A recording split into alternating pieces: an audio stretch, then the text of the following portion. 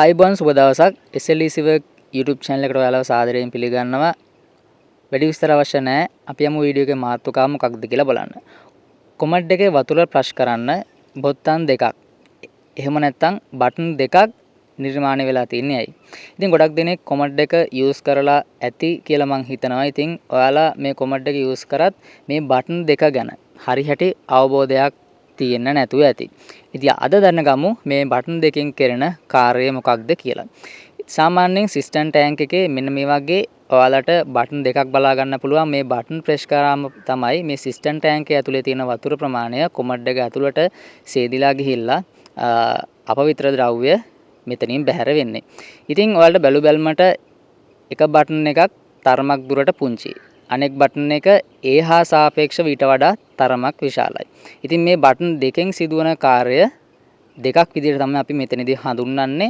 ඉතින් මම ඔයාලට මේක වඩාත් පැහැදිලි වෙන විදිහට මේ සිස්ටම් ටැංක් එකේ කවර් එක අයින් කරලා පෙන්නන්නම්. මේකේ වතුර මට්ටම කොහොමද මේකෙන් අපි පාලනය කරලා කොමඩ් එකට මුදා හරින්නේ කියලා. ඒ වගේම දැන් ඔයාලට මෙතන බලා ගන්න පුළුවන් කොළ පාට බටන් එකක් සහ සුදු පාට බටන් එකක් මෙතන මේගොල්ලෝ ඉන්ස්ටෝල් කරලා තියෙනවා.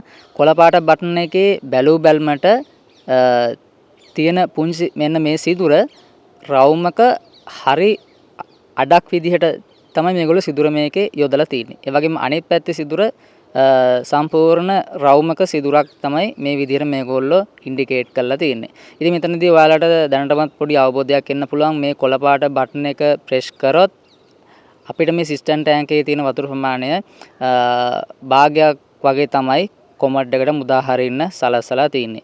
ඉතින් ඒ කියන්නේ දැන් ඔයාලට මෙතන බලා ගන්න පුළුවන් වතුර මට්ටම කොච්චර අඩු වුණාද කියලා කොළ පාට බටන් එක ප්‍රෙස් කරලා පස්සේ. ඒ වගේම මම සුදු පාට බටන් එක ප්‍රෙස් කරලා පෙන්නන්නම් වතුර කොපමණ අඩු වෙනවද කියලා.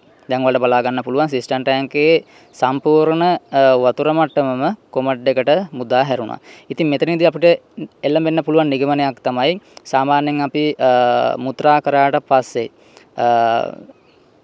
සේදුම තරමක් දුරට අඩුවෙන් තමයි ජලය පාවිච්චි වෙන්න ඕනේ. ඉතින් ඒ කියන්නේ අපිට පුළුවන් මේ කොළ පාට බටන් එක ප්‍රෙස් කරලා අපේ පිරිසිදු කිරීම සිදු කරගන්න. ඒ වගේම මල පහ කරාට පස්සේ අපිට පුළුවන් සුදු පාට බටන් එක ප්‍රෙස් කරලා සම්පූර්ණයෙන්ම මේ සිස්ටම් ටැංක් එකේ තියෙන වතුර ප්‍රමාණය කොමඩ් එකට මුදා හැරලා ඒ මල ද්‍රව්‍ය 100%ක් පිරිසිදු වෙනකන් සේදීමට වතුර ටික යොදවන්න.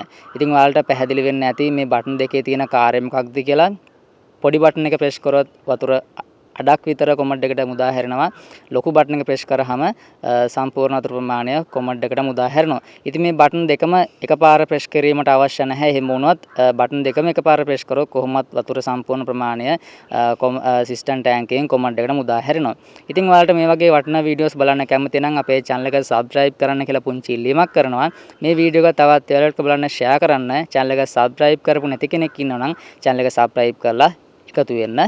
ඔයාලට ස්තුතියි.